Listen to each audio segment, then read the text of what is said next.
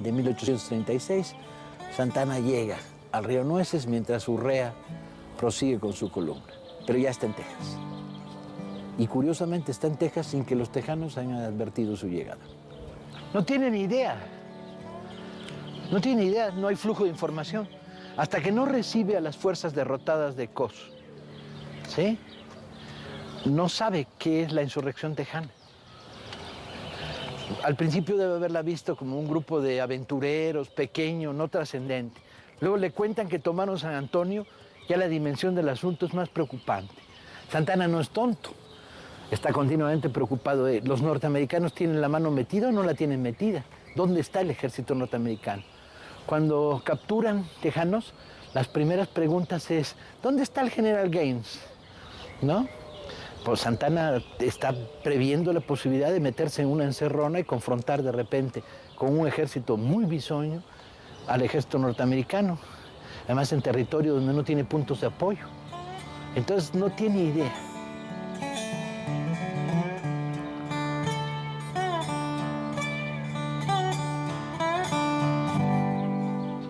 Entre las muchas historias falsas que se cuentan sobre el Álamo hay una bien bonita y además reiterada por varios testimonios. Un niño cuenta que un día antes de que llegara el ejército santanista, su papá le dijo que había visto a Santana espiando porque había un fandango, una fiesta, y entonces Santana estaba ahí. Pero en esa versión, no sé, es muy preciso.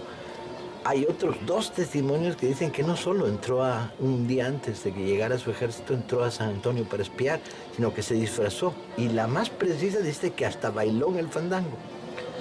Lo que pasa es que no se sostienen, porque los diarios de guerra de los que lo estaban acompañando en estos momentos lo sitúan a muchos kilómetros todavía fuera de San Antonio.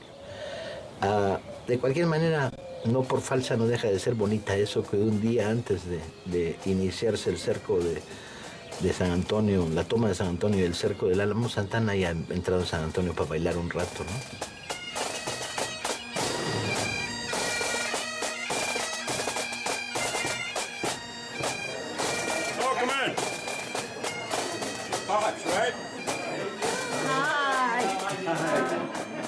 Are you all the Argentine group? Yes, glad you're here. Welcome to Texas. Yes, welcome to Texas Independence Party, and remember the Alamo Party.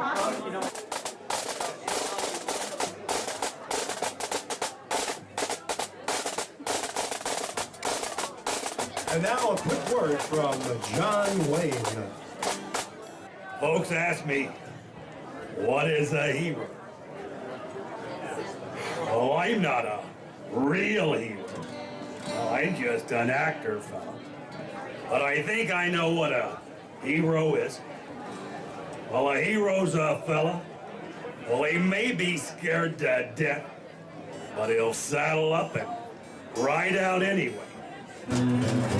Back in 1836, Houston said to Travers, get some volunteers and go fortify the Alamo. And came from Texas and from old Tennessee. Travis to fight for the right to be free. I am representing Toribio Lozoya. I get it. You have the distinction of being both born with the right to the Alamo and dying as well. Travis told them that day, if you want, you can leave now. Those who fight to the death, let them stay. In the sand he drew a line with his army saber. Out of 189, only one wouldn't cross the line with his banner. And the dawn's golden Remember the Alamo. and he'll take his hat off slowly to the men of Alamo.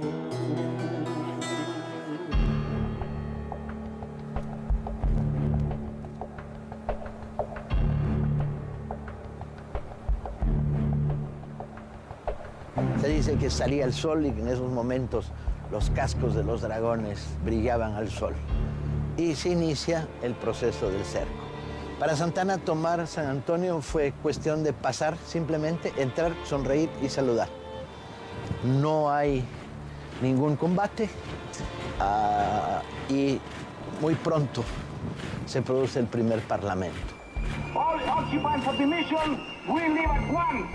If this order is not followed with dispatch, there will be no quarter given.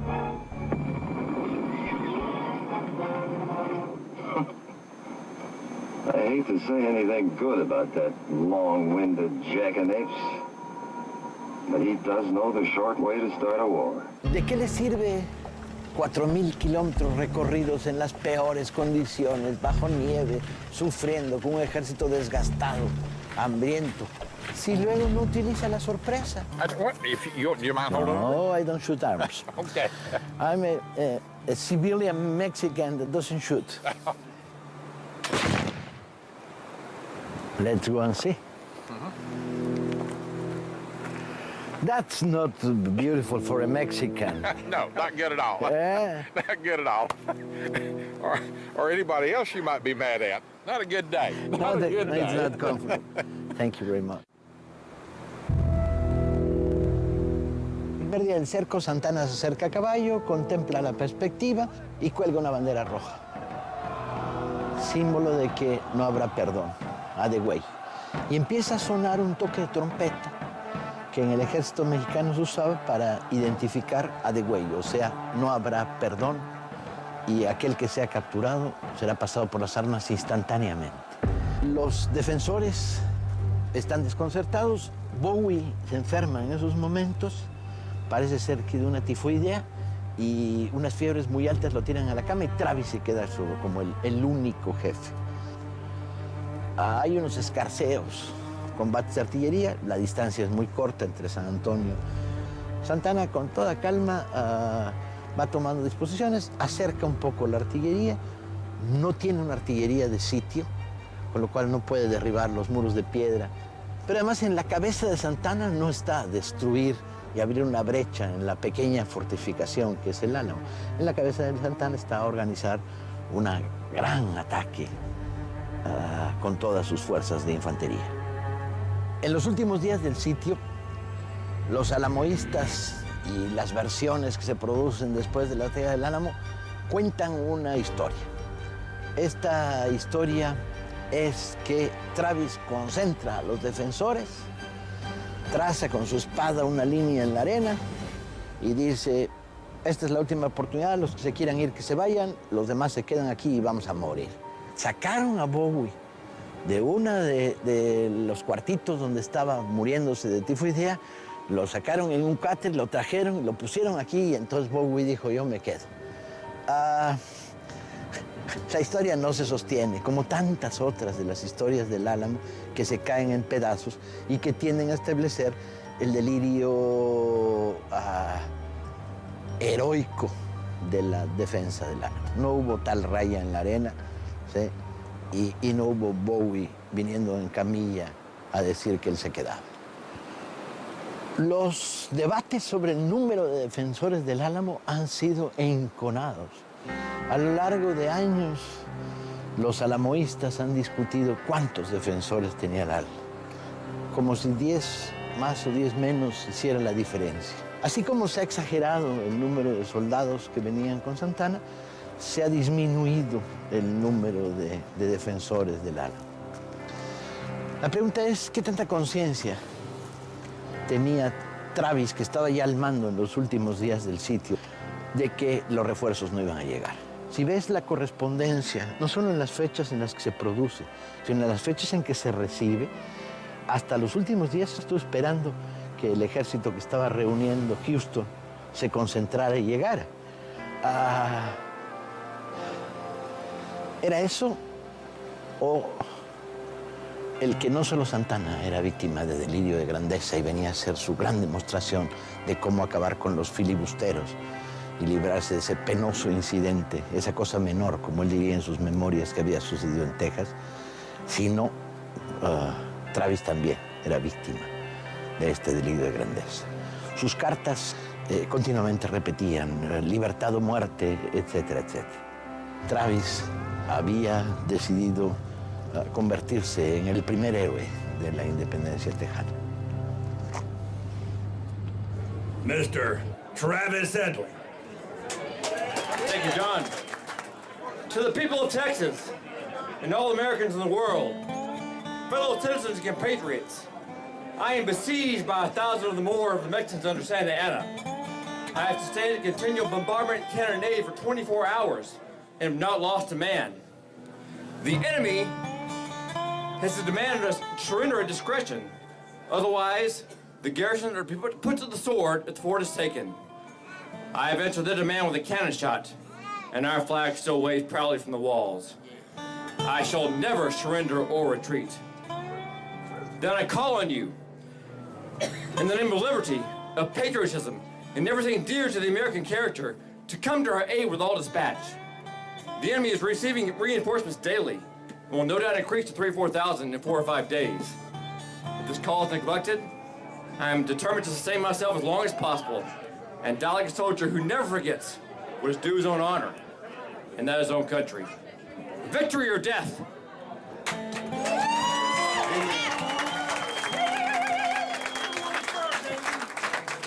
En la noche del 5 de marzo, Santana emite la orden de ataque.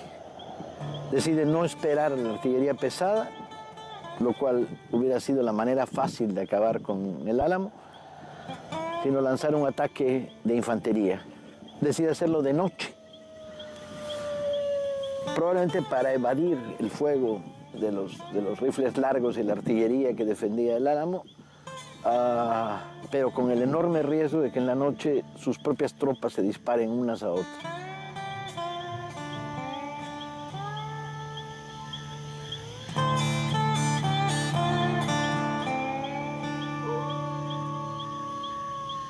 Listen, are you shooting this? Yeah. Oh, well, let me take my glasses off. Okay. Here, you want to do this?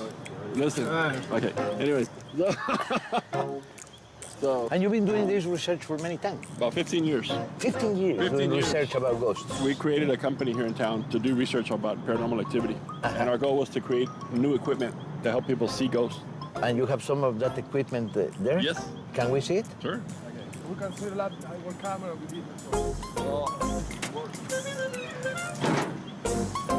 Okay. And have you seen once or twice? Oh, many times. Many times? Many times, yes. Ghost hunting is like fishing. If you go the same place every day for 15 years, 350 days a year, you're going to catch a fish. It's cold. Tipo azul People es are un gonna fantasma. And where has this been It's taken? over there, and the window. I think his name is Antonio Fuentes. Lo que pasa es que está usando una cámara que registra calor. Y en esa medida se supone que, según su teoría, los fantasmas recogen energía de la electricidad, de los cables, y entonces tienen formas corpóreas. Antonio Fuentes was arrested for theft, and they put him in one of the jail cells. He was not here voluntarily. They threw him in jail for stealing. The story that I heard. And we started calling his name, Antonio. And he actually started coming out of the thermal camera 2 or 3 times a week. Why the Alamo is getting so paranormal activity? There's a number of reasons. The people died here. They died before their time. They died a violent death. But that usually happens everywhere. That happens everywhere, all over, exactly. But why here? Don't worry, the camera doesn't exist. I know y'all edited it, but okay. I just had it on the tip of my tongue. Okay. Okay, yeah, people die violent death. They died before their time. Oh, also, a battlefield is a place of great emotion, which is also something we find a lot of ghosts in theaters, because it's a place of great emotion. I like hospitals.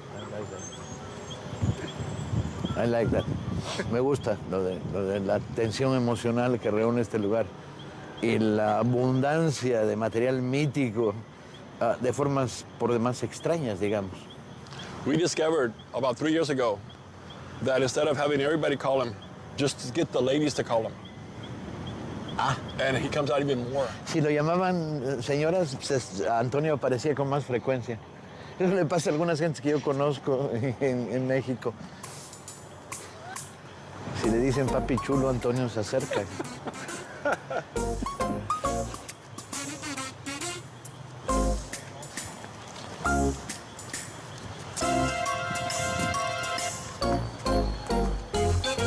Now, the Alamo is giving off quite a bit of heat.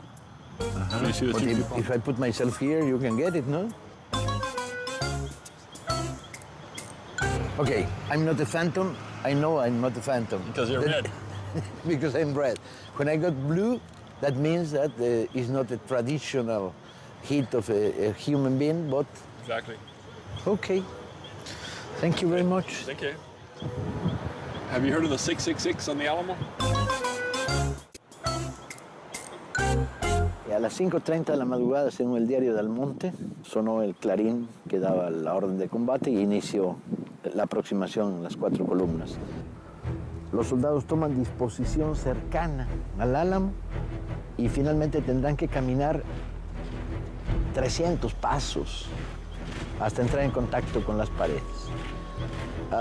3 de las columnas traen escaleras, barras para subirse a los muros. Y deciden no atacar la zona de la empalizada, que sería la manera más fácil de acceder. Y pide a los soldados que se quiten de encima las cosas que puedan hacer ruido, y a las 5:30 de la mañana comienza el combate.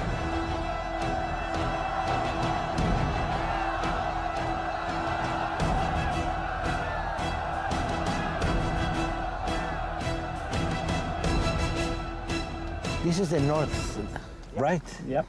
Duque was coming against the middle of the north wall. Travis's. La heroica muerte de Travis es verdaderamente accidental. Se supone que al grito de ahí vienen los mexicanos, coge su escopeta, viene para acá, se asoma y se acabó Travis. La segunda que atacaría en ángulo, que es la de Cos, que pide estar, después de la vergüenza de lo que había pasado en San Antonio, pide estar en una de las columnas, dirigiéndola al general. The reserves were about 250 yards out there, probably about where the top of that hill was, except there was no hill. Yeah. They were, and Santa Anna was there with his command El post. Estado Mayor. Yeah. Romero was coming against the east side of the fort. Romero was attacking probably cannon positions, which would have been on the back corner of the courtyard back here. La tercera columna entonces atacaría por aquí, la de Romero. También enfrentando una pared de edificios donde había sin duda artillería. Y la primera on the church, right? Right.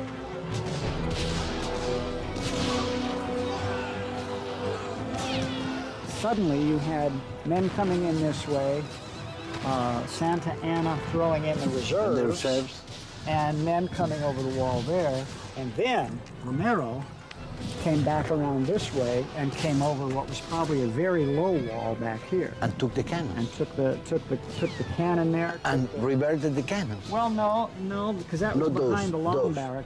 It would have been here where they reverted the cannons. Sure, they brought him down. The Bowie place that he has been told so much, where he stayed the last minutes of his life. Would have been right next to the gate, based on the best information we have at this point, which was all the Mexican side, saying that it was. I had a friend who used to say, who was a very big historian in the Alamo, and she loved Bowie, and she said, James Bowie must have been an amazing man because, according to historians, he was born in 3 different states and died in 4 different rooms. That's good. But we've zeroed in on this one. Apparently, the goal for Morales was taking the tambour outside the gate. Yeah, it was the important thing because they were the cannons there. So he came down here and over the west wall. So we think Bowie was over here in this room in the hospital. Maybe he was already dead. Nobody knows. That's he was right. extremely sick. Yeah. That's why the Mexican Chronicles said, las crónicas mexicanas cuentan que el cobarde de Bowie estaba escondido debajo de la cama. Bueno, estaba muriendo o muerto ya por la tifoidea. Probablemente simplemente hayan entrado a un cuarto, hayan visto un hombre tirado y lo hayan bayoneteado. And no matter what anybody says, we'll never know. La heroica muerte de Bowie deja también mucho que desear. Piensen que el combate se produce en mitad de la noche con cuerpos de soldados mal entrenados, no mal dirigidos, porque los oficiales probaron valor y ganas, empiezan a disparar entre ellos. Entonces, la posibilidad de los fuegos cruzados, the crossfire, it's immense. Sure. Once Santa Anna's soldiers took the outer walls, they were probably thinking they had won the fort. Yeah. And then all this started happening in the plaza. Y al mismo tiempo, en cada uno de los cuartitos hay gente disparando, defendiéndose desde el interior. De tal manera que los fuegos cruzados han sido terribles y que buena parte de los muertos mexicanos se hayan producido en estos fuegos cruzados. El famosa Batalla del Álamo resulta que duró hora y media escasa, de las 5:30 de la mañana al amanecer, que debía ser alrededor de las 6:30, 7. No más que eso. Y que al final no había un solo superviviente, excepto mujeres, niños y esclavos.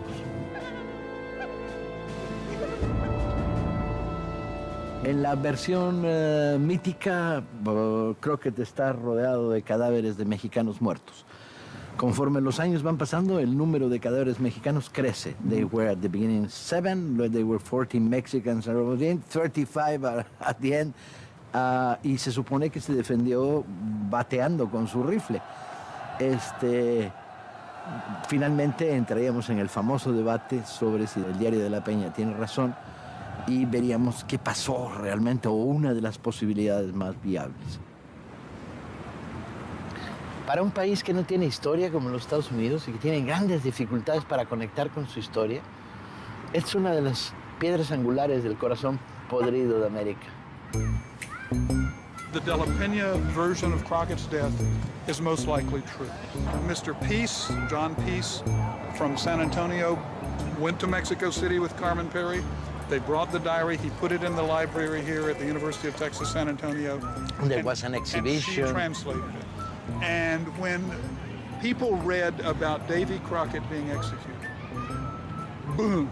They get mad. Huge controversy. She got midnight phone calls. She got a radio station called her at 7 in the morning, and they said, "We want to interview you on the radio." And she says, "Well, I can't talk to anyone at 7 in the morning." They said, "You're already on the air."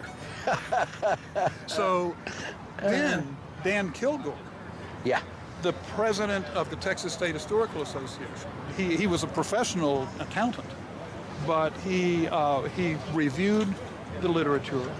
It's good that he was a professional accountant because he was not swayed by the myths. He just looked at the evidence. The facts. And he said the evidence, the documentary evidence shows me that Crockett very likely was executed here at the Alamo immediately after the battle. Well, then everything fell on him. He gets the midnight phone calls. He's called a communist. He's called a smut peddler. And then Bill Groneman's book appeared, claiming that the entire diary was a hoax, that the other documents were worthless. And when I was asked to review... You produced that new version. That's how I got into it. You were extremely involved in the debate about how did David die. Right. In order to preserve the traditional version of that he died fighting 7 Mexicans around him. Well, you know the stories. There were 7 in the beginning, 17 in the second version, 21 in the third. I have no idea how Davy Crockett died. I'm not saying that Davy Crockett died fighting. Maybe he was executed. I don't know that. I do know that what they have been calling evidence all along is not evidence. This is new for you. You've been reflecting about this in these years, but at the beginning you started like with a hammer. Not really. You have to look. I read you. But I never said I knew how Davy Crockett died. No, you never said that, but you were preserving the traditional version in a sense against the fake documents that are appearing, etc., etc., no? Right. Keep on. I want your version, not mine. I have already mine in the book. That goes back to the question of what constitutes evidence and what is not evidence. But later on, the controversy grew up because they submit the document to proofs, and they have a scientific revision of the De La Peña manuscript. There have been... And the paper is correct. The paper, the ink, the insect damage, the water damage. There has been no scientific or forensic evidence that the De La Peña manuscripts was a fake are phony. To me, they're absolutely authentic. Now, that doesn't mean he's right about it. No, well, but nobody's right. But he's writing in Mexico in 1836, 38, 39. It's the real thing. How do we know? You know, everybody just accepted the De La Peña thing because it appeared in book form here in Texas. They just accepted it as gospel truth. I went back to, well, did anybody actually take a look at this thing? How do we know it's real? And no one did. I was the first person to actually look at it with a critical eye. And your version? I think that a controversial one we're talking about was probably created sometime in the 1940s. In the same collection, the same De La Peña collection of papers, there's a journal written by him. Every one of those pages are written in De La Peña's verified handwriting. Yeah. And the ink is okay, and the paper is okay? Yeah, well, the paper's okay and all, it's all old paper. But the controversial diary, not one page is written in De La Peña's handwriting. And it's all different types of paper. So you were insisting on those days, the days of the debate, that De La Peña was a fake document. Yeah, I still believe that You today. still In fact, believe that? Yeah, but this destroys one of the columns of the building. The building is something like this in a Mexican perspective. He fought for freedom. David Crockett, Travis, Bowie, and the secondary characters, and they fought for freedom, and then the heroic death of the defenders We're of the getting Alamo. back to the issue of the willing sacrifice. Yeah. And so people are saying Crockett would never have allowed himself to be captured. Crockett would never have surrendered. I don't use the S word. I don't use the word surrender. But He was cut.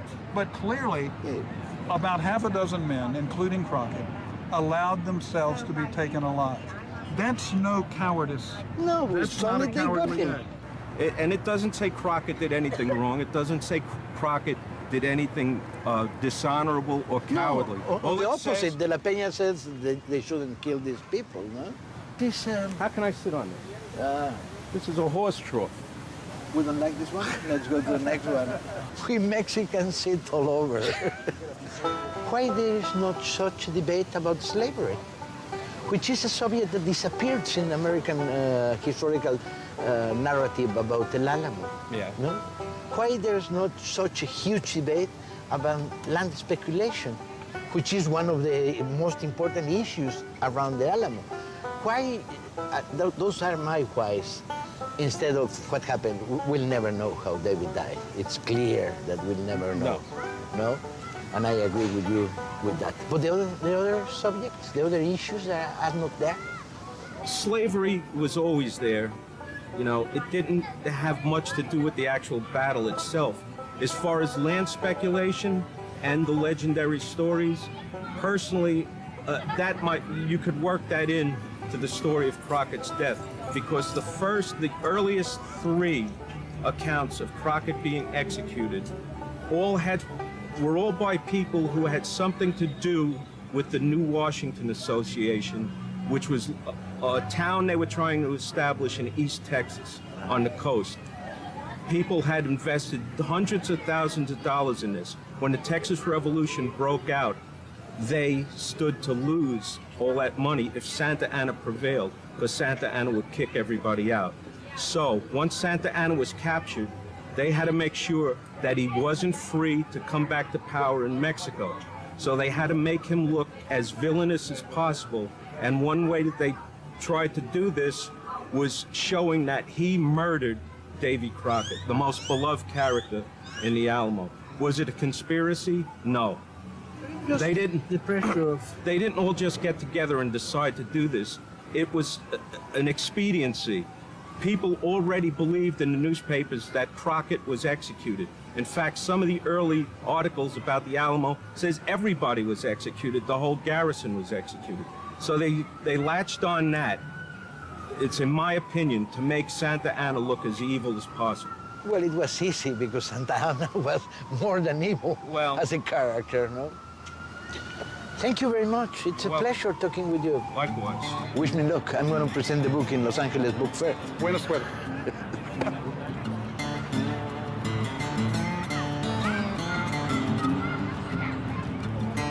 Necesito una Coca-Cola de urgencia.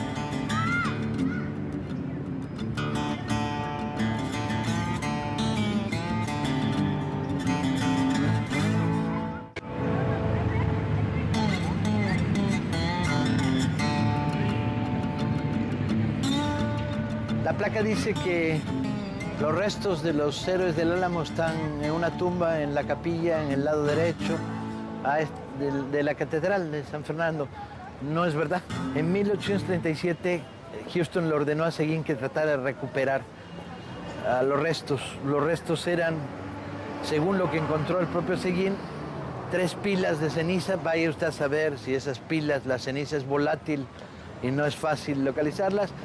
La recogió, hizo un gran desfile militar y depositó una parte de esas cenizas en una pequeña tumba, un ataúd grabado. Ni este es el ataúd, ni esas son sus cenizas. Y bueno, si vamos en mayor profundidad, habría que revisar los 3 personajes. Thank you very much. Seems to know a lot about this. I thought I knew a lot, but you also know a lot. Many years talking about this. You weren't there. I was there. I was in the outside, you were in the inside. Los alamoístas y los constructores del mito del Álamo siempre han reducido el número de combatientes muertos. Pero donde la exageración ha sido brutal es en el número de soldados mexicanos muertos. Si se piensa que Santana actuó con 1.500 hombres más la reserva, ¿sí? Algunos testimonios que luego fueron magnificados y elaborados decían que había habido 1.500 bajas o 1.600. Eso significa que todos los combatientes habrían quedado heridos o muertos. Lo más probable es que las cifras de los propios oficiales mexicanos sean ciertas y que las bajas de los soldados mexicanos en el combate hayan estado alrededor de los 400 heridos y muertos. Lamentablemente, la falta de hospitales produciría que de esos 300 heridos, buena parte moriría en los meses siguientes. Todo ha sido sujeto de controversia, pero además de controversia manipulada. Se trata de magnificar la capacidad de resistencia de los defensores, de minimizar la capacidad, y al fin y al cabo resulta intrascendente.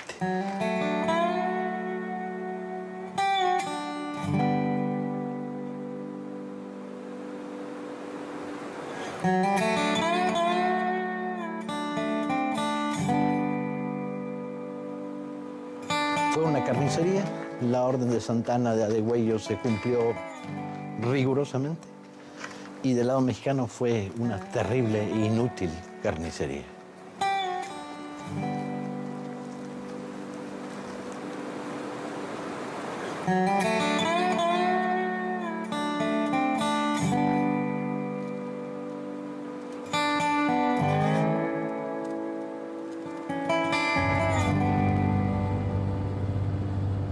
El ejército de San Houston se vino replegando bajo la presión del avance del ejército de Santana.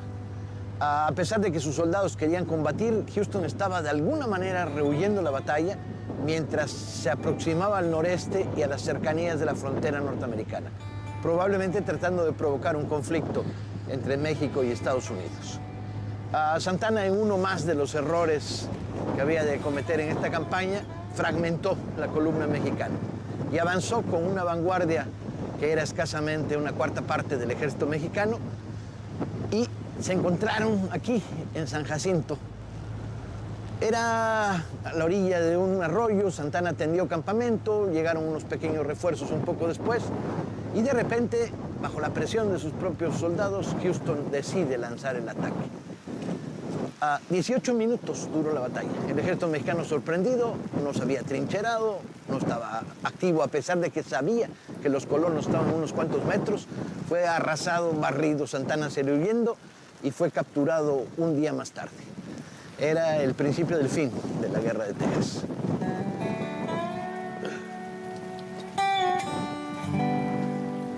Y como verán, el clima ayuda, ¿eh?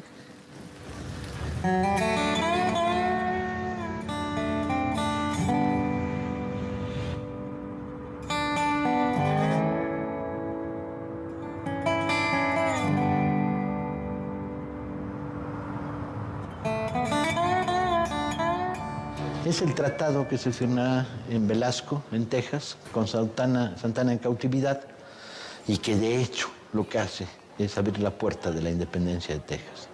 Tratado que nunca sería ratificado por el Senado mexicano y el gobierno mexicano, pero de facto, al firmar el tratado y al ordenar la retirada, estaba cediendo Texas y permitiendo la independencia.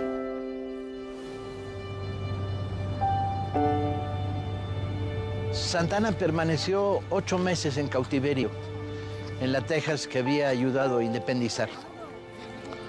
Después de eso fue deportado a los Estados Unidos y en el 37 regresó a México. Sería presidente otras 5 veces antes de que se declarara la guerra a los Estados Unidos producto de la anexión de Texas. En diciembre de 1845 el Congreso norteamericano acepta la incorporación de Texas como uno de los estados de la Unión Norteamericana. Después, la guerra del 47. Los resultados todos los conocemos. México perdería la mitad del territorio nacional.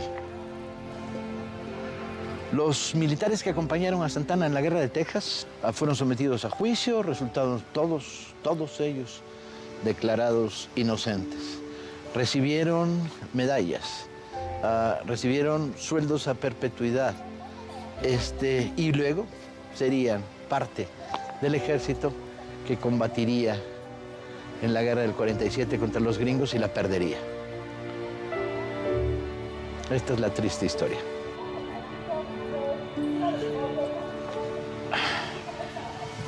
Pobre país,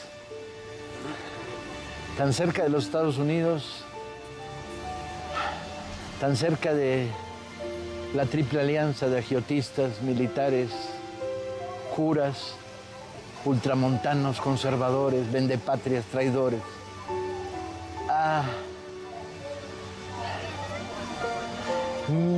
Figuras como Santana son una especie de personificación de hasta dónde los mexicanos a veces no se merecen el destino que tienen.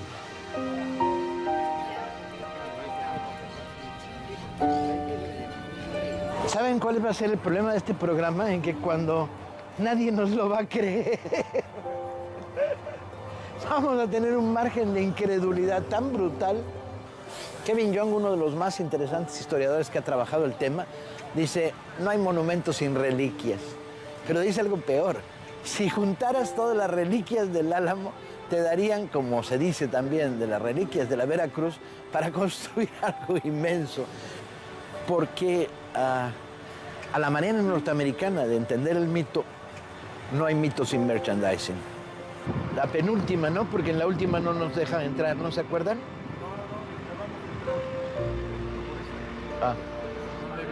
Del History Channel, del canal de historia. ¿Qué tal es?